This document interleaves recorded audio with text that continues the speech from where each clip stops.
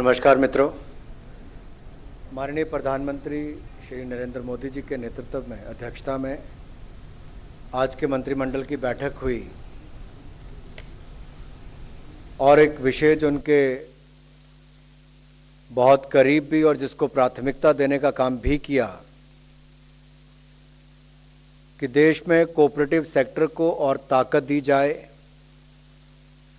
सहकार से समृद्धि इस सोच को आगे और बढ़ाने के लिए और सहकारिता के क्षेत्र को और बल देने के लिए, कोऑपरेटिव मूवमेंट को और स्ट्रेंथन करने के लिए लगातार भारत सरकार ने कई कदम उठाए हैं। पहला तो जुलाई 2021 में मिनिस्ट्री ऑफ कोऑपरेशन का बनना अपने आप में दिखाता है कि कितना फोकस रखा गया, और जून 2022 में प्राइमरी एग्रीकल्चरल क्रेडिट सोसाइटी को, पैक्स जिसको हम कहते हैं, कंप्यूटराइजेशन के लिए भी बजट का प्रावधान करना और फिर कोऑपरेटिव्स को जेम पोर्टल के साथ जोड़ना, एक प्लेटफॉर्म ऑनबोर्ड करके उसको देना ताकि इस क्षेत्र को उसका लाभ मिल सके। और यही नहीं, किसानों को एक सिंगल ब्रांड के अंतर्गत सर्टिफाइड बीज उपलब्ध करवाने की बात हो या फिर उनके द्वारा उत्पादित ऑर्गेनिक प्रोडक्ट्स की मार्केटिंग हो, कृषि उत्पादों के एक्सपोर्ट में सहायता प्रदान करने के लिए उनको लगातार मदद करने की बात हो। राष्ट्रीय स्तर पर 3 मल्टी स्टेट कोऑपरेटिव सोसाइटीज की स्थापना की भी केंद्र ने, कैबिनेट ने पूर्व में मंजूरी दी है। इन सब निर्णयों के बाद जहां अगर देश में आज देखा जाए तो कुल मिलाकर 63,000 ऐसी पैक्स हैं जो लाभ में भी हैं, वाइबल भी हैं, लेकिन देश भर का आंकड़ा अगर कुल मिलाकर देखा जाए काफी बड़ा है। 2 लाख पंचायतें ऐसी हैं जहां पर आज पैक्स की सुविधा एक तरह से नहीं है, जहां पे अवसर है। इन सब क्षेत्रों में कैसे हम कोऑपरेटिव सोसाइटीज को बल दें, उनका गठन हो और उनको वाइबल कैसे बना सकें, उस दिशा में आज एक कदम उठाया गया है। तो 2 लाख ऐसी अनकवर्ड पंचायतों को सैचुरेशन बेसिस पर नई पैक्स का स्थापित करने का निर्णय लिया गया है। अगले 5 वर्षों में इसको पूरा किया जाएगा। डेयरी कोऑपरेटिव्स और फिशरीज कोऑपरेटिव्स की स्थापना किए जाने का लक्ष्य भी इसके साथ रखा गया है। और वर्तमान में जो कोऑपरेटिव्स हैं उनको मजबूत करके सभी कोऑपरेटिव्स को जिला और राज्य स्तर पर फेडरेशन से जोड़ना है।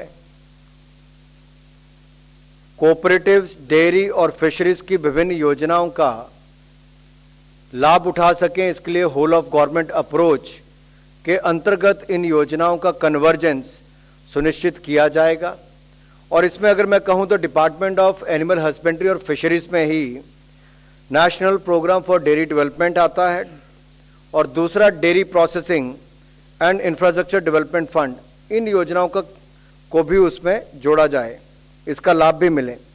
इसी तरह से डिपार्टमेंट ऑफ फिशरीज के पीएम मत्स्य संपदा योजना है और दूसरा fisheries and aquaculture infrastructure development board की जो योजना है उनका लाभ भी इसको मिल सके, उसको भी जोड़ेंगे।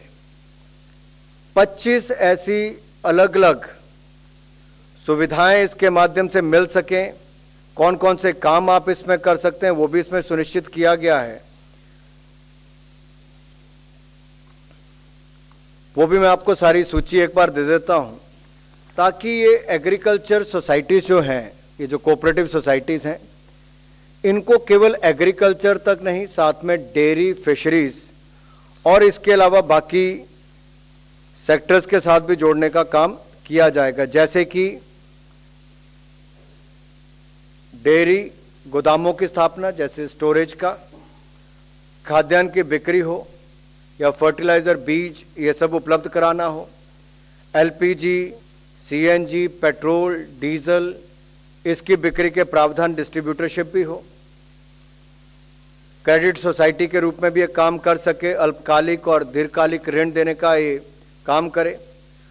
कस्टमर हायरिंग सेंटर के रूप में ये काम कर सके, कॉमन सेवा केंद्र के रूप में काम कर सके, उचित मूल्य की दुकान जिसको आप फेयर प्राइस शॉप या डिपो भी कहते हैं आम भाषा में, सामुदायिक सिंचाई, ऐसे अन्य 25 क्षेत्रों की व्यावसायिक अवसर भी इन सबको इसके माध्यम से देने का काम किया जाएगा।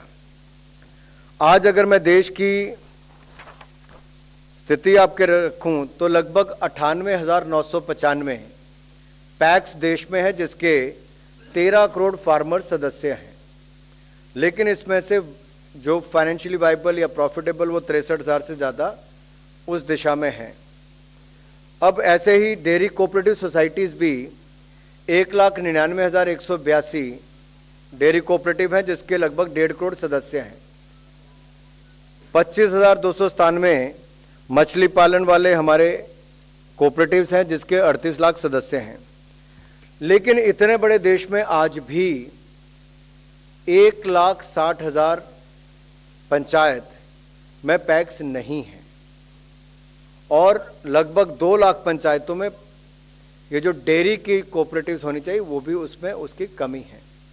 तो एक बहुत बड़ा अवसर यहां पर है रोजगार स्वरोजगार का भी, कोऑपरेटिव सेक्टर को मजबूत करने का भी, और इस योजना को क्रियान्वयन के लिए जहां एक और नाबार्ड का सहयोग, वहीं पर नेशनल डेयरी विकास बोर्ड का सहयोग और नेशनल फिशरीज डेवलपमेंट बोर्ड, इनके सहयोग को भी सरकार के समग्र दृष्टिकोण का लाभ लेकर इन सब सेक्टर्स का इसको फायदा पहुंचाया जाएगा, ताकि विभिन्न योजनाओं का अभिसरण किया जा सके।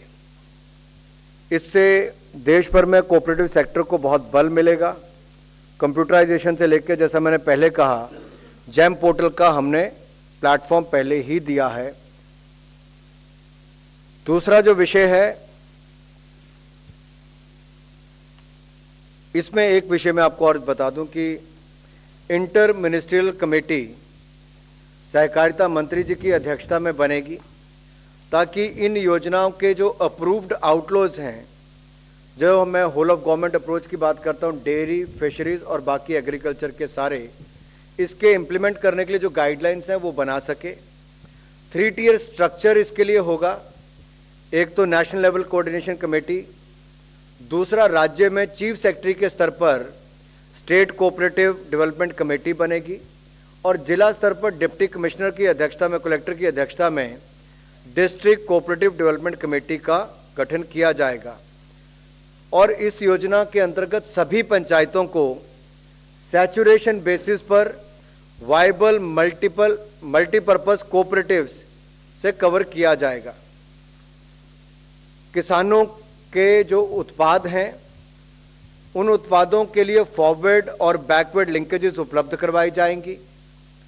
सहकारी समितियों के व्यवसाय में विविधता लाकर, जैसे 25 सेक्टर को जोड़ा गया, उन्हें वाइब्रेंट बनाकर किसानों की आय में वृद्धि लाई जाएगी और ग्रामीण अर्थव्यवस्था को विकसित किया जाएगा। दूसरा विषय फिर गांव से जुड़ा हुआ है, और माननीय प्रधानमंत्री नरेंद्र मोदी जी के नेतृत्व में लगातार गांव के विकास के लिए कोई ना कोई कदम उठाए गए। इस बार की जो आज निर्णय किया गया है वो वाइब्रेंट विलेज प्रोग्राम। तो वाइब्रेंट विलेजेस प्रोग्राम सन फाइनेंशियल ईयर 2022-23 से लेकर 25-26 तक इसको लागू किया जाएगा। इसके लिए 4800 करोड़ रुपए का प्रावधान किया गया है, जिसमें लगभग 2500 करोड़ रुपया सड़कों के निर्माण पर खर्च होगा। देश की उत्तरी सीमा के जो हमारे रणनीतिक महत्व के गांव का समग्र विकास इसमें हो, यह सुनिश्चित किया जाएगा। इन क्षेत्र के लोगों को एश्योर्ड लाइवलीहुड और रोजगार के अवसर मिले, ये प्रावधान किया जाएगा। अपने गांव में ही रहने के लिए उनको प्रोत्साहित किया जाएगा, ताकि माइग्रेशन पर चेक लग सके और उनके अपने गांव में रोजगार स्वरोजगार के अवसर मिल सके, पलायन रुक सके। इस प्रकार से ये कार्यक्रम जो है वो देश की सामरिक और राष्ट्रीय सुरक्षा के दृष्टिकोण से अत्यंत महत्वपूर्ण भी है। इस कार्यक्रम के अंतर्गत चयनित गांव को बॉर्डर एरिया डेवलपमेंट प्रोग्राम से अलग रखा जाएगा ताकि दोनों प्रोग्राम्स का कोई ओवरलैप ना हो। यह कार्यक्रम एक सेंट्रल स्पॉन्सर्ड स्कीम के रूप में कार्यान्वित किया जाएगा, लेकिन आवश्यकता अनुसार कुछ प्रोग्राम्स में अगर कुछ कंपोनेंट्स में 100% सेंट्रल फंडिंग की आवश्यकता पड़ेगी तो उसमें भी कोई कमी नहीं रखी जाएगी। इसके लिए हमने उत्तरी सीमा से लगे राज्यों और यूनियन टेरिटरीज के लद्दाख, हिमाचल प्रदेश, उत्तराखंड, सिक्किम और अरुणाचल प्रदेश के 19 जिलों के 46 बॉर्डर ब्लॉक्स के 2,966 ग्रामों को फेज्ड मैनर में समग्र विकास हेतु चुना गया है।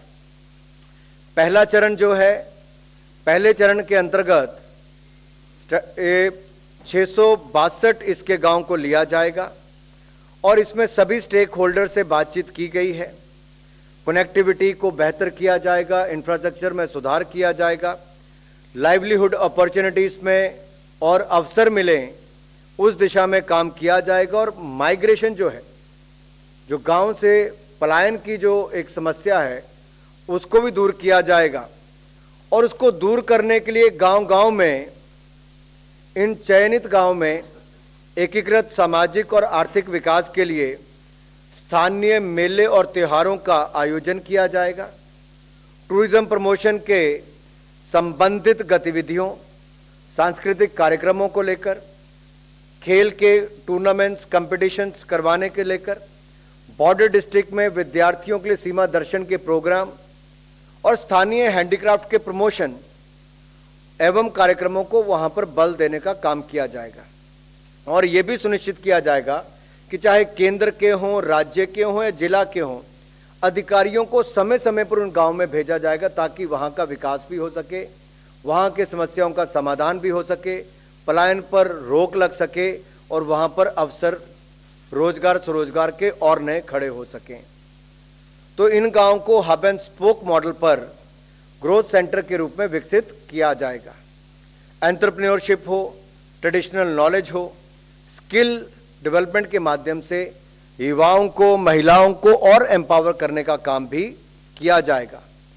कम्युनिटी ऑर्गेनाइजेशंस हो, कोऑपरेटिव सोसाइटीज हो, सेल्फ हेल्प ग्रुप्स हो या हमारी एनजीओस या एग्रीकल्चर जो यूनिवर्सिटीज है, हमारे कृषि विज्ञान केंद्र हैं, इनका भी राष्ट्रीय स्तर पर टेक्निकल यूनिवर्सिटीज की भागीदारी से इन गांवों को और गांव के रहने वाले लोगों को सस्टेनेबल इकोनॉमिक एक्टिविटीज को बढ़ावा देने के लिए जोड़ा जाएगा। साथ में पीएम गति शक्ति प्रोग्राम को भी इन गांव के इंफ्रास्ट्रक्चर में वर्तमान स्थिति का आंकलन करते हुए जो इंफ्रास्ट्रक्चर गैप है उसको पूरा करने का हम लोग काम करेंगे। पहले आइडेंटिफाई करेंगे, फिर उसको पूरा करने का काम किया जाएगा। अब सैचुरेशन बेसिस पर हमें यहां पर क्या क्या करना है,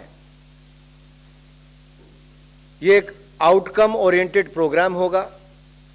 डिफाइंड आउटकम्स के आधार पर इसकी इंडिपेंडेंट मॉनिटरिंग की जाएगी और इसमें ये जो कुछ आगे में आपको आउटकम सुनिश्चित किए जाएंगे उसका एक जानकारी देना चाहूंगा कि सैचुरेशन बेसिस पर ऑल वेदर रोड से जोड़ना यह प्राथमिकता होगी। बिजली और पानी 24 घंटे 7 दिन 365 दिन उपलब्ध कराना यह सुनिश्चित किया जाएगा और विशेष रूप से सोलर या विंड एनर्जी से इनको जोड़ा जाए, ये उसमें प्रावधान रहेगा। और मोबाइल और ब्रॉडबैंड कनेक्टिविटी उपलब्ध हम इसमें करवाएंगे। टूरिस्ट सेंटर, मल्टीपर्पज सेंटर्स और हेल्थ एंड वेलनेस सेंटर, इनका विकास वहां पर किया जाएगा। और जो केंद्र और राज्य की जो योजनाएं हैं, जितनी हमारी योजनाएं हैं, उनको कन्वर्जेंस करके 100% सैचुरेशन पॉइंट पर ले जाने का काम किया जाएगा। और इसके लिए वाइब्रेंट विलेज एक्शन प्लान ये बनाने का काम भी किया जाएगा, जिसके अंतर्गत इसको सैचुरेशन पर केंद्र और राज्य के प्रोग्राम्स को नीचे तक लागू करेंगे।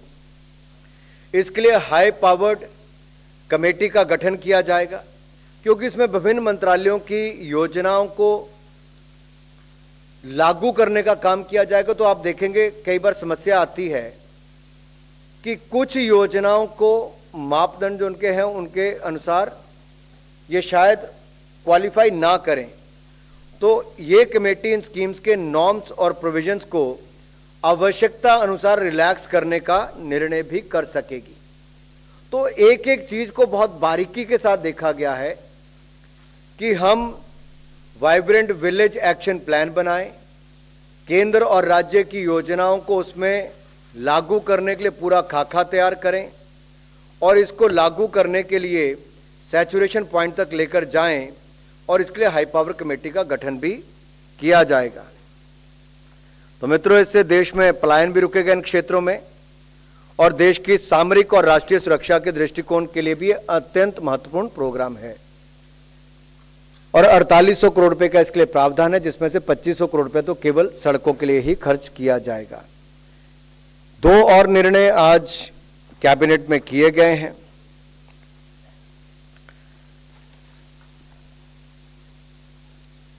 Indo Tibetan border police ITBP एक बहुत महत्वपूर्ण रोल अदा करती है देश की रक्षा सुरक्षा के लिए, और आईटीबीपी की जो प्रमुख भूमिका है वो भारतीय चीन सीमा की निगरानी करना है। आईटीबीपी ने वर्तमान में 176 बॉर्डर आउटपोस्ट स्थापित हैं और सीमा पर निगरानी और प्रभावशाली ढंग से हो, इस आवश्यकता को देखते हुए हमारी जो कैबिनेट कमेटी ऑन सिक्योरिटी है, इसने जनवरी 2020 में, अगर आपको याद होगा, आईटीबीपी के 47 नए बॉर्डर आउटपोस्ट की स्थापना के लिए अनुमति भी दी थी और 12 स्टेजिंग कैंप्स की स्थापना को भी उस समय अनुमोदित किया था। और इन नए बीओपीज और स्टेजिंग कैंप्स के निर्माण की कार्य प्रगति पर है। और जब इन बीओपीज और स्टेजिंग कैंप्स के डिप्लॉयमेंट के लिए अतिरिक्त बल की आवश्यकता भी है, जिसके लिए 7 नई बटालियन को रेस करने का आज निर्णय किया गया है। जो जनवरी 2020 में आईटीबीपी के 47 नए बॉर्डर आउटपोस्ट और 12 स्टेजिंग कैंप्स की स्थापना को अनुमोदित किया गया था, उसका काम तेजी से चल रहा है। उसको पूरा करने के लिए जो अतिरिक्त बल की आवश्यकता होगी, उसके लिए आज कैबिनेट कमेटी ऑफ सिक्योरिटी ने 7 नई बटालियंस आईटीबीपी की रेस करने के लिए अनुमति दी है, इसका निर्णय लिया है। साथ ही साथ इन बटालियंस के सुपरविजन के लिए एक अतिरिक्त सेक्टर हेडक्वार्टर की स्थापना भी की जाएगी। बटालियंस और सेक्टर हेडक्वार्टर के लिए कुल 9,400 पदों को सृजन किया जाएगा और बटालियन एवं सेक्टर हेडक्वार्टर्स की स्थापना 2025-26 तक पूरी कर ली जाएगी। इसमें ऑफिस और रेजिडेंशियल बिल्डिंग्स के निर्माण, लैंड एक्विजिशन, एम्यूनेशन आदि पर लगभग 1808 करोड़ रुपए का खर्चा आएगा, जो नॉन रिकरिंग एक्सपेंडिचर है, तथा कार्मिकों के सैलरीज, राशन आदि के ऊपर प्रतिवर्ष लगभग 963.68 करोड़ रुपए का रिकरिंग एक्सपेंडिचर आएगा। तो ये 7 नई आईटीबीपी की बटालियन रेस करने का और एक सेक्टर हेडक्वार्टर स्थापित करने को आज अनुमति दी गई है। चौथा निर्णय जो आज है वो भी बॉर्डर से जुड़ा हुआ है और लद्दाख को जहां यूनियन टेरिटरी का दर्जा देने की बात है वो भी सरकार ने किया। ऑल वेदर कनेक्टिविटी उपलब्ध करवाने के लिए शंकुंतला टनल के निर्माण को आज अनुमति दी गई है, अनुमोदन किया गया है। और लद्दाख को सड़क से कनेक्टिविटी के लिए अगर आप पहले देखें तो 2 प्रमुख निर्णय पहले भारत सरकार ने मोदी जी के नेतृत्व में, जहां एक और श्रीनगर कारगिल लेह नेशनल हाईवे पर जोजिला टनल, जिसका निर्माण कार्य बहुत तेजी के साथ चल रहा है, इसके अलावा मनाली, उपसी, लेह, इस पर भी अगर आप देखें तो अटल टनल देश को समर्पित नरेंद्र मोदी जी की सरकार ने की। अब जो सबसे शॉर्टेस्ट रूट है, नीमू, पदम, दारचा, इन रूटों पर, इस रूट पर शंकुंतला टनल का निर्माण करने के लिए अनुमति दे दी गई है। ये ऑल वेदर कनेक्टिविटी पूरे देश भर के साथ इसको उपलब्ध करवाएगा और इसके टनल के साथ साथ अप्रोच रोड का निर्माण भी किया जाएगा। यह टनल की लंबाई 4.1 किलोमीटर होगी। सड़क सहित इस टनल का निर्माण कार्य दिसंबर 2025 तक पूर्ण कर लिया जाएगा। 1681.51 करोड़ रुपया इसके ऊपर कुल खर्चा आएगा और इस प्रोजेक्ट के क्रियान्वयन से लद्दाख को ज़ंस्कार वैली होते हुए देश के अन्य भागों से ऑल वेदर रोड के साथ जोड़ा जा सकेगा। इससे दुर्गम क्षेत्र का सर्वांगीण विकास संभव हो सकेगा तथा टूरिज्म, हेल्थ, एजुकेशन के क्षेत्र में इन्वेस्टमेंट को बढ़ावा मिलेगा। सर्दी के महीनों में सप्लाई चेन को हम बरकरार रख पाएंगे और सैन्य बलों की मूवमेंट को भी हवाई मार्ग के साथ साथ सड़क मार्ग को और बल मिलेगा। यह प्रोजेक्ट भी सामरिक और राष्ट्रीय सुरक्षा के दृष्टिकोण से महत्वपूर्ण है। तो मित्रों, जहां जोजिला टनल, अटल टनल, अब उसके बाद शंकुंतला टनल, इसको भी मंजूरी दी गई है। इससे लद्दाख की कनेक्टिविटी और महत्वपूर्ण हो जाएगी और मजबूत हो जाएगी। Shakuntala tunnel, Shakuntala tunnel. Friends, before we take questions from you, I'll request the Honorable Minister to please brief in English as well. बाद में कर देंगे। Okay, so we'll start with the questions. उसके बाद English मीडिया के लिए हम बाद में भी।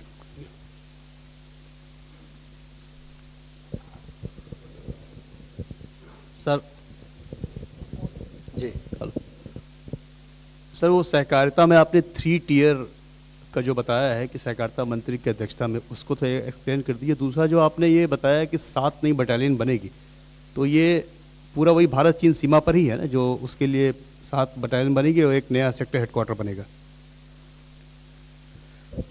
देखिए, जो सहकारिता के क्षेत्र में सहकार से समृद्धि, इसी सोच के साथ देश में सहकारिता को और बल देने के लिए एक नहीं कई निर्णय बार बार उठाए गए, जिनमें से कंप्यूटराइजेशन, प्राइमरी एग्रीकल्चर को क्रेडिट सोसाइटीज का करने का निर्णय किया गया, उनको जेम पोर्टल के साथ ऑनबोर्ड किया गया, उनकी मार्केट लिंकेज करने के वो बाकी सारे निर्णय बताए। इसके लिए अब इसमें जो 2 लाख पंचायतें हैं कि हर पंचायत में कोऑपरेटिव सोसाइटी बने, उसके साथ डेयरी पैक्स बने, फिशरीज की पैक्स बने, उन सब के जो केंद्र की योजनाएं हैं उनको भी साथ में जोड़ा जाए।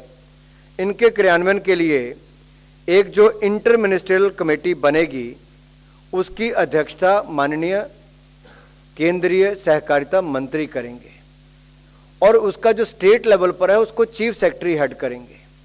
जो डिस्ट्रिक्ट लेवल पर है वहां का कमिश्नर उसको हेड करेगा और इनका आपस में समन्वय हो, नीचे तक इसको लागू कर सकें। 2 लाख पंचायतें ऐसी जहां पर अब तक सहकारिता के क्षेत्र में ना के बराबर काम हुआ है, वहां पर उसको और बल दिया जा सके। 25 और सेक्टर्स को साथ में जोड़ा गया है, फर्टिलाइजर से लेके तेल के सेक्टर से लेके बाकी सेक्टर्स को फेयर प्राइस शॉप से लेके जोड़ने का काम, ताकि इनकी वाइबिलिटी हो सके। और जब 25 सेक्टर को जोड़ा गया तो आप कल्पना कीजिए 2 लाख ऐसी नई कोऑपरेटिव सोसाइटीज में अगर 25 सेक्टर्स को और जोड़ के जहां पर उनको कामकाज के अवसर मिलेंगे तो वहां पर रोजगार के कितने अवसर खड़े हो जाएंगे। ये सारा साथ में करने का काम किया गया है। और जहां तक आईटीबीपी की बात है, ये जो बॉर्डर आउटपोस्ट बनाने का निर्णय जो 2020 में लिया गया था, उसको ही नीचे तक और क्रियान्वयन करने के लिए 9400 पोस्ट को और स्वीकृति की है 7 आईटीबीपी की बटालियन बनाने के लिए। और ये जहां जहां ये बन रही हैं बॉर्डर आउटपोस्ट, उसी के लिए 7 आईटीबीपी की बटालियंस बनाई गई हैं और एक सेक्टर हेडक्वार्टर भी उसी के लिए स्थापित करने का निर्णय किया गया है। सर ऐसा लग रहा है कि चीन सर इधर कि आईटीबीपी की बटालियंस रेज करना हो या फिर जो वाइब्रेंट विलेज प्रोग्राम की बात हो, तो ऐसा लग रहा है सरकार का जो ध्यान है, जिस तरह से चीन जो है बॉर्डर पार गांव बसा रहा है, बार बार दिक्कतें कर रहा है या इंफ्रास्ट्रक्चर का विकास कर रहा है, तो उसके जवाब में भी इसको देखा जाए क्या कि जिस तरह से चीन दूसरी तरफ इंफ्रास्ट्रक्चर डेवलपमेंट कर रहा है, गांव बसा रहा है, वही दूसरी तरफ हम भी उस अपने जो गांव हैं जो चीन सीमा से सटे हुए हैं उधर भी हम इंफ्रास्ट्रक्चर के विकास पर ध्यान दे रहे हैं, और साथ ही जो पलायन हो रहा है, कई ऐसे गांव हैं जो खाली हो गए हैं, वहीं पर अगर उनको रोजगार मिलेगा तो लोग वहीं पर रुकेंगे और फिर से वो जीवंत गांव हो जाएंगे, क्योंकि कई ऐसे गांव हैं जहां पे अभी लोग है ही नहीं। तो क्या उसके संदर्भ में भी इसको देखा जाए? क्या देश के गांव को जीवंत करना या वाइब्रेट विलेजेस प्रोग्राम उसी दृष्टि से ही है? बॉर्डर पर इतनी खूबसूरती है, इतने अवसर हैं, लेकिन इंफ्रास्ट्रक्चर का ना होना, कनेक्टिविटी ना होना या मूलभूत सुविधाओं का ना होना, यह शायद पिछले 70-75 वर्षों में एक मजबूरी बन गई थी पलायन करने की। उस पलायन को रोकना, वाइब्रेंट विलेजेस प्रोग्राम के अंतर्गत वहां पर इंफ्रास्ट्रक्चर खड़ा करना और उसके लिए केंद्र की जितनी योजनाएं हैं उनको सैचुरेशन पॉइंट तक ले जाना ताकि वहां पर रोजगार स्वरोजगार के अवसर बने, मुझे लगता है इसका तो जितना स्वागत किया जाए उतना कम है, क्योंकि जिसको पलायन मजबूरी में करना पड़ा अब उसके पास एक अवसर होगा अपने गांव में जाकर वापस बसने का, भारत के लोगों को उन गांव को देखने का, भारत के युवाओं को उन गांव तक पहुंचने का, देश के अलग अलग कोनों तक, वहां के हैंडीक्राफ्ट, वहां के जो कला संस्कृति साहित्य उसको जानने का, वहां की खूबसूरती को देखने का, और कहीं ना कहीं एक भारत श्रेष्ठ भारत इसको भी बल मिलेगा। जो इन गांवों में अब तक विकास नहीं हो पाए उनको पहुंचाने का काम किया जाएगा, टूरिज्म, हेल्थ और बाकी सुविधाओं को, और ग्रीन हो तो विंड और सोलर इस दिशा में भी ध्यान रखा गया है। सरकार की योजनाओं को सभी को वहां तक पहुंचाने के लिए अधिकारियों के साथ मंत्रियों को भी वहां पर जाकर उन सुविधाओं को सुनिश्चित करना, इसके प्रावधान किए जाएंगे। और इसलिए हाई लेवल कमेटी का भी गठन करना, हाई एम्पावर्ड कमेटी, कि कोई ऐसी स्कीम जहां पर कुछ बदलाव भी करना पड़े तो उसको करेंगे, लेकिन सुनिश्चित करेंगे कि बॉर्डर विलेज वाइब्रेंट बने और वाइब्रेंट विलेजेस प्रोग्राम को धरातल पर पूरी सफलता से लागू कर सकें। आप इसको चाहे राष्ट्रीय सुरक्षा के साथ जोड़कर देखें, इसको उन गांव की समृद्धि के साथ जोड़कर देखें, या वहां की जो कला संस्कृति साहित्य को देश को बताने के साथ जोड़े देखें, या रोजगार के साथ देखें, अपना अपना नजरिया हो सकता है, लेकिन मैं ये कहूंगा इस पे पलायन पर भी रोक लगेगी, गांव का विकास भी होगा, वहां पर संपन्नता समृद्धि भी आएगी और सुरक्षा की दृष्टि से बहुत महत्वपूर्ण होगा। आपने जवाब दिया, लेकिन थोड़ा सा और एक्सटेंशन कर देंगे तो अच्छा रहेगा।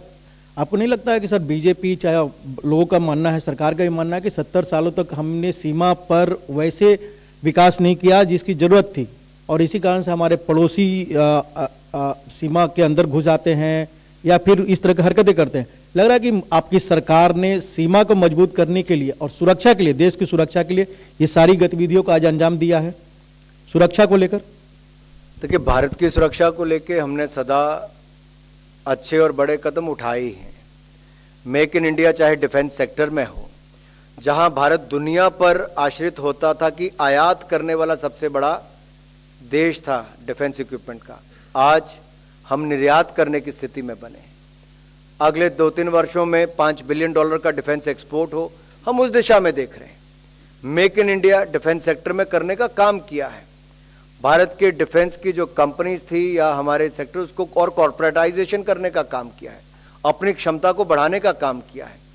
तो हर देश अपनी क्षमता को बढ़ाए। भारत ने नहीं पहले किया था, लेकिन मोदी जी के नेतृत्व में किया।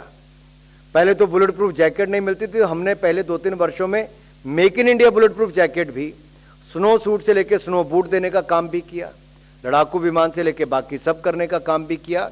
तो ताकत हमारी बढ़ रही है, हम भारत को और सुरक्षित भी कर रहे हैं, वो डिफेंस सेक्टर में हो ही रहा है। लेकिन ये जो गांव की मैं बात यहां पर कर रहा हूं, यहां पर गांव को मूलभूत सुविधाओं के साथ जोड़ना, सुरक्षा की दृष्टि से भी, सामरिक सुरक्षा महत्व की दृष्टि से भी हमने वैसे भी किया है, लेकिन वहां सुविधाओं का जो अभाव था उनको पूरा करने का काम कर रहे हैं। जो रोजगार स्वरोजगार के अवसर नहीं थे उनको खड़ा करने का काम कर रहे हैं। वहां की खूबसूरती देश को दिखाने के लिए उस पे काम कर रहे हैं और एक भारत श्रेष्ठ भारत उसको बल देने का काम भी कर रहे हैं। 121। सर, मेरा आपसे सवाल है, क्योंकि अभी तक लेह के लिए जो दो मार्ग हैं, एक जो हिमाचल से होके जाता है जहां पे अटल टनल है, और दूसरा जो श्रीनगर से जो कारगिल वाली जो रोड है जो सीधे लेह तक जाती है, वहां जोजिला टनल है। तो ये जो नई जो टनल जो बनी सर, शंकुला टनल, ये क्या पूरा रूट भी अलग है इसका, या इनमें दोनों में से कोई एक किसी रोड पर है? देखिए, नीमू पदम दारचा मार्ग, जैसे मैंने कहा, जब यहां पर शंकुला टनल बनेगी ये उस क्षेत्र को पूरे देश के साथ जोड़ने का काम करेगी और विशेष तौर पर जंस्कार वैली को जोड़ने का काम करेगी। पहले दो वाले में श्रीनगर कारगिल लेह इस मार्ग पर जोजिला टनल बन रही है और मनाली उपसी लेह पर इस रास्ते पर अटल टनल बनी है। ये तीसरा बिल्कुल अलग है जो सबसे छोटा है, नीमू पदम दारचा मार्ग, ये इसका नाम है, जो जंस्कार वैली से भी जोड़ेगा।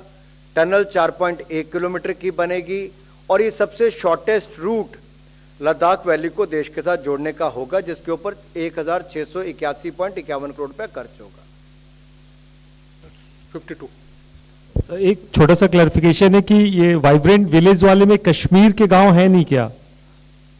देखिए, मैंने उत्तरी सीमा की जब बात की तो उसमें लद्दाख, हिमाचल प्रदेश, सिक्किम, अरुणाचल प्रदेश, ऐसे राज्यों के जो हमारे गांव हैं उन सबको इसमें शामिल किया गया है और इन गांव की संख्या भी 2966 गांव बनते हैं। तो ये उत्तराखंड, हिमाचल प्रदेश, लद्दाख, सिक्किम और अरुणाचल प्रदेश, ये यानी के 4 राज्य और एक यूनियन टेरिटरीज इसमें आती हैं, जिसके 19 जिलों के 46 बॉर्डर ब्लॉक के 2966 गांव को इसमें सम्मिलित किया गया है और पहले चरण में 662 गांव इस पे काम शुरू किया जाएगा वाइब्रेंट विलेजेस प्रोग्राम के अंदर। सो मतलब वहां के बॉर्डर्स के गांवों को आप इंफ्रास्ट्रक्चर बेटर कर रहे हैं और आईटीबीपी जो उनकी प्राइमरी सिक्योरिटी देखती है उसके भी इनहांस कर रहे हैं। तो ये चाइना से सीधे दोनों विषय बिल्कुल अलग है। आईटीबीपी की जो 7 बटालियंस की स्थापना हुई है और एक सेक्टर हेडक्वार्टर्स की स्थापना हुई, वो मैंने पहले भी कहा, जो पहले निर्णय बॉर्डर आउटपोस्ट बनाने का लिया गया है, जो आज बन रही हैं देश में जहां आईटीबीपी का कार्य क्षेत्र है, उसके लिए क्या चाहिए? उसके लिए 9400 पदों की स्वीकृति उसको पूरा करने के लिए दी गई है। उसके लिए आपको 7 आईटीबी की बटालियन रेज करनी पड़ेगी, उसको आज अनुमति मिली है। उस 7 बटालियन को देखने के लिए आपको एक सेक्टर हेडक्वार्टर चाहिए, जिसकी अनुमति आज दी गई है और उसके लिए पैसों का प्रावधान भी किया गया है कि इनिशियली एमुनेशन, लैंड एक्विजिशन और बिल्डिंग बनाने के लिए जो पैसा चाहिए वो 1800 करोड़ रुपया उसमें मंजूर किया गया और जो इसका रेकरिंग एक्सपेंडिचर है उसकी अलग जानकारी मैंने आपको दी। एक छोटा सा और क्लैरिफिकेशन ले लीजिए। एक वो जो कोऑपरेटिव वाले में जिन स्टेट्स में ऑलरेडी एग्रीकल्चर सोसाइटीज चलती हैं, जैसे बिहार में पैक्स चलता है, तो ये जो 2 अलग कोऑपरेटिव होगी, फिशरीज वाला, डेयरी वाला, वो उनसे अलग होगी क्या उसी का एक्सटेंशन होगा? आपने बहुत अच्छा सवाल पूछा।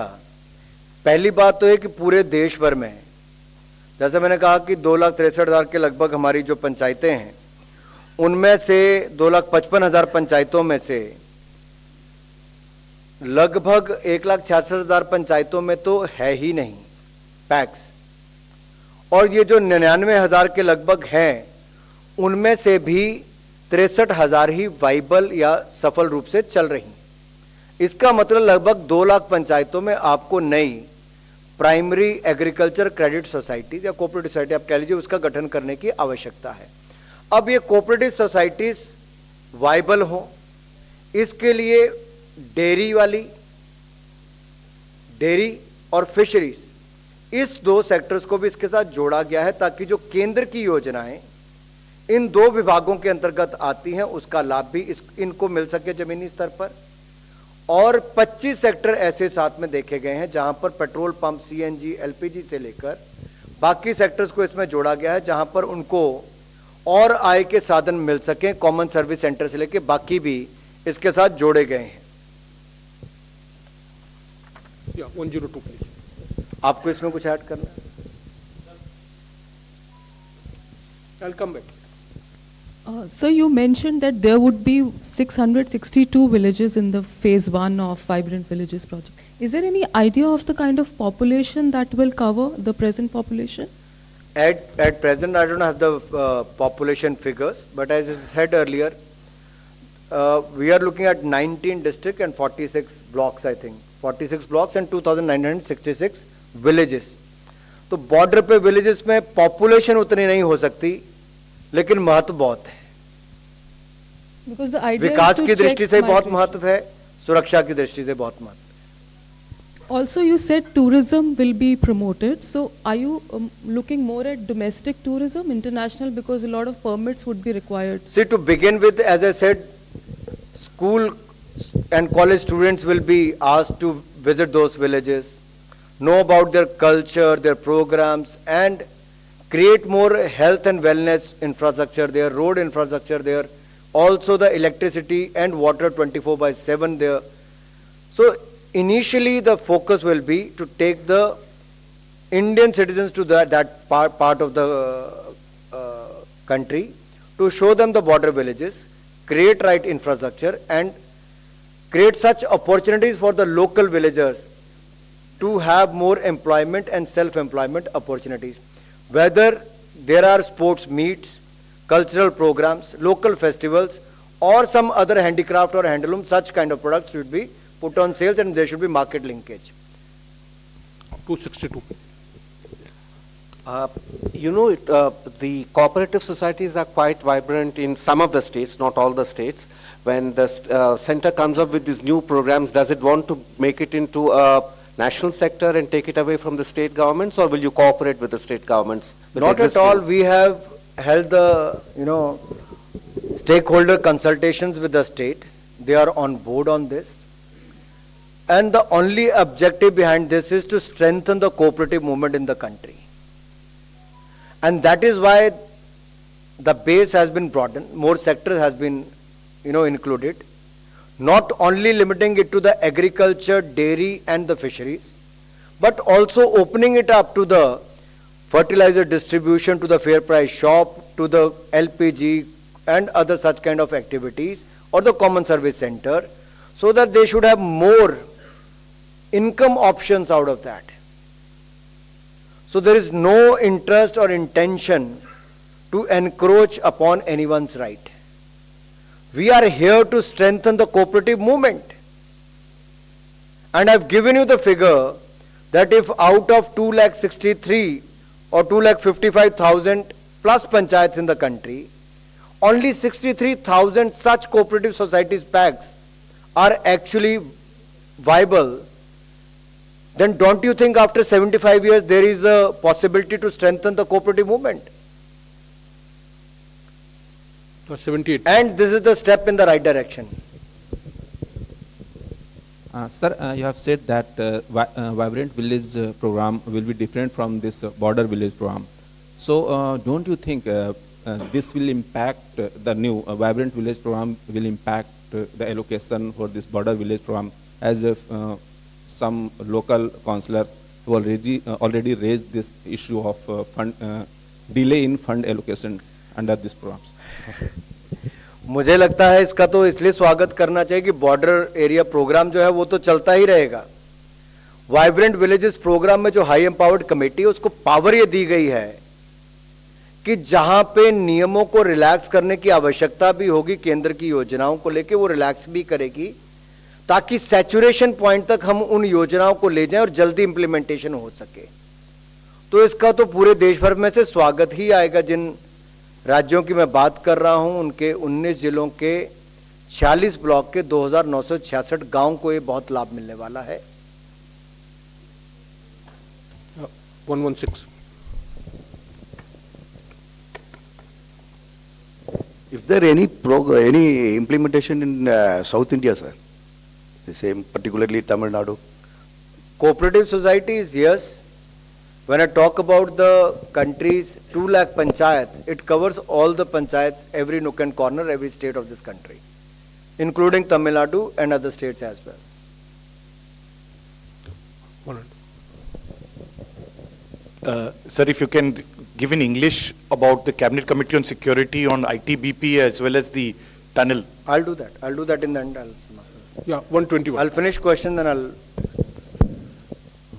अनुराग सर, नीरज हूँ न्यूज़ 18 इंडिया से। पहला सवाल ये है कि जो आईटीबीपी के पोस्ट बढ़ाने का फैसला किया है और सेक्टर हेडक्वार्टर के गठन का फैसला किया और वाइब्रेंट विलेज प्रोग्राम जो है, ये दोनों फैसले भारत चीन सीमा पर भारत की स्थिति को मजबूत करने के लिए किए गए हैं, इस बात को ध्यान में रखकर किया गया। और दूसरा सवाल यह है कि सेक्टर हेडक्वार्टर के गठन की बात जो की है, ये सेक्टर हेडक्वार्टर कहां बनेगा, ये तय हो चुका है? सेक्टर हेडक्वार्टर्स की जानकारी समय पर आपको गृह मंत्रालय दे देगा, लेकिन एक बात मैं बड़ी स्पष्ट कर दूं कि देश के उन हिस्सों में जहां तक कभी विकास पहुंच नहीं पाता था और जहां के लोगों को मजबूरी में पलायन करना पड़ता था रोजगार के लिए या स्वरोजगार के लिए, अब उनके पास एक अवसर है कि विकास उनके गांव तक पहुंचेगा। सड़क हो, बिजली हो, स्वास्थ्य की सुविधाएं हो, पानी की सुविधा हो, ये जैसे देश के अन्य गांव में वैसे ही इन बॉर्डर विलेजेस में सुनिश्चित किया जाएगा। यहां पर रोजगार के अवसर बढ़ेंगे और भारत के गांव का विकास हो, ये माननीय प्रधानमंत्री जी ने लगातार इसको बल दिया है।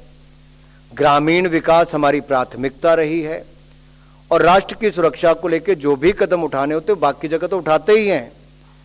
यहां तो मैं कह रहा हूं कि हम बॉर्डर के साथ लगते गांव में जो अवसर आज तक नहीं थे वो भी देने का काम कर रहे हैं, जिसके बारे में किसी ने आज तक नहीं सोचा, वो नरेंद्र मोदी जी ने सोचने का काम किया है। 86 please. Sir, in this vibrant village program, what will be the share of central government, and is there any state-wise breakup of districts and villages? See, as I said, there will be total 4,800 crore rupees allocation for the Vibrant Villages program. Out of that, 2,500 crore will be specifically for the road network. At the same time, the major focus is on the implementation of the central government schemes and the center sector schemes and also the state government schemes, which should be implemented, and we should take them to the saturation level for the 100% implementation in those areas.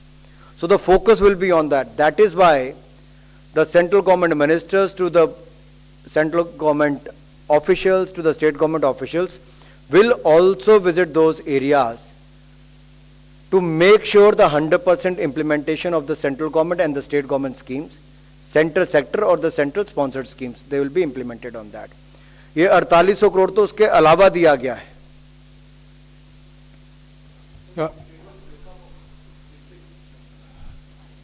वो भी आपको दे देंगे। राज्य तो मैंने बता ही दिया आपको, union territory. Now I request Honorable Minister to please brief in English as well. The Union Cabinet chaired by Honorable Prime Minister Modi has approved the Vibrant Villages program for the financial year 2022-2023 to 2025-2026 for the comprehensive development of villages in a phased manner in the blocks and districts of states and union territories abutting northern border, that is Ladakh, Himachal Pradesh, Uttarakhand, Sikkim and Arunachal Pradesh, with a total allocation of 4,800 crore rupees. So, Vibrant Villages program has been formulated as a centrally sponsored scheme and will have both components of central sector schemes with 100% direct funding as well as central sponsored schemes in various areas, for example, for economic growth, livelihood generation, road connectivity, housing and village infrastructure, energy including, and these are 10 such sectors has been identified, development of cooperative sectors to providing the 24/7 electricity, water to the other services in that areas, promotion of tourism and culture, financial inclusion. So existing schemes of various ministries and departments of Government of India will be covered and their outcomes will be defined and monitored on constant basis. The villages will be developed as growth centers on the basis of hub and spoke model through the promotion of entrepreneurship, empowerment of youth and women through the skill development programs.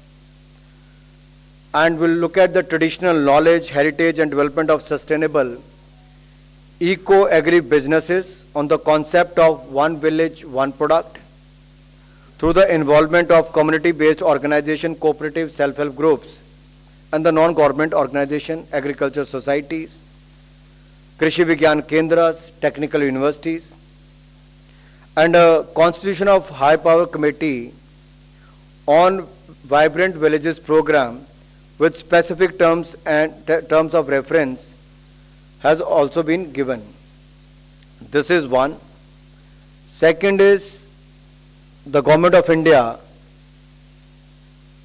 will put more focus on formation of cooperative societies in every panchayat of this country. So initial target is to establish 2 lakh multipurpose packs, dairy and fisheries cooperatives in the next 5 years. And there is a plan, this plan has to be implemented through the support of NABARD, National Dairy Development Board and National Fisheries Development Board through convergence of various schemes of Ministry of Fisheries, Animal Husbandry and Dairy by leveraging the whole of government approach. We will enable PACs, dairy, fishery cooperative societies to set up and modernize necessary infrastructure to diversify their business activities. We will provide farmer members with requisite forward and backward linkages to market with their produce and enhance their income, obtain credit facilities and other services at village level. There will be facilities, will facilitate these PACs, and these model bylaws of PACs will enable them to undertake more than 25 business activities with inter alia include dairy, fisheries, setting up of godowns, procurement of food grains, fertilizers, seeds, LPG, CNG, petrol, diesel distributorship, short-term and long-term credit, custom hiring centers, common service centers, fair price shops, community irrigation, business correspondence activities, common service center. As I said earlier, the modern bylaws have been circulated to all the states and union territories earlier on the 5th of January 2023 for the adoption by the PACs. So this will help to create more than 2 lakh PACs in every nook and corner of this country, and this will also enhance the capacity of these PACs and will help them to be self-sustainable, more viable by including 25 such sectors where they can work. Apart than this, the Government of India has given, the Cabinet has decided raising of 7 additional battalions of ITBP and setting up of 1 sector headquarter of ITBP for manning of 47 border outposts and 12 staging camps. There will be 9,400 posts. Those has been sanctioned for this. And these sector headquarters will be completed, the work for this will be completed by 2025-2026. On the creation of office and residential buildings and land and acquisition, arms and ammunition, 1,808 crore rupees will be spent on that. That is non-recurring expenditure. And for the salaries and the ration and other, recurring expenditure will be 963 crore rupees per annum.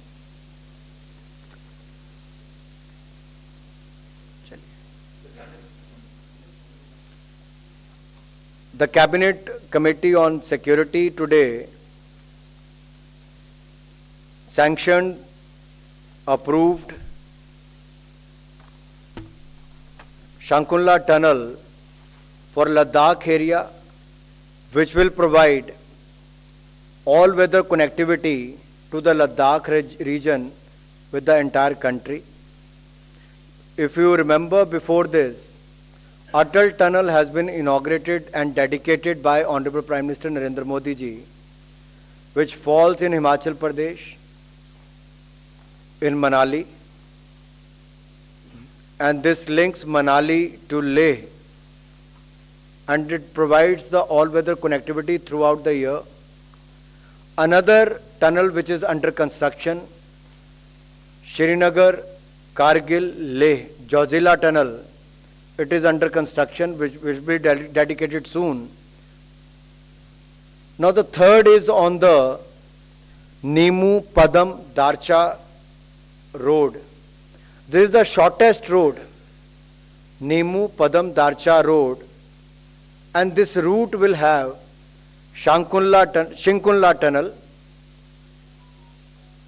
The total cost will be 1,681 crore rupees, and the length of the tunnel will be 4.1 kilometers, and it will be completed by December 2025. Approach road will also be completed by December 2025. So this is also very important as far as the security and safety of the country is concerned. This will also boost tourism, health, and the education sector. It will also bring in more investment in that area, and it will provide the all-weather connectivity which will help the supply chain in the month of winter, this season where we see the heavy snowfall, and also help the movement of our security forces in that region. Thank you, friends. Thank you for attending this press conference. I also thank the honorable ministers. Cabinet से जुड़ा हुआ है सारे. आपका है कोई सवाल? Cabinet से जुड़ा हुआ है. थैंक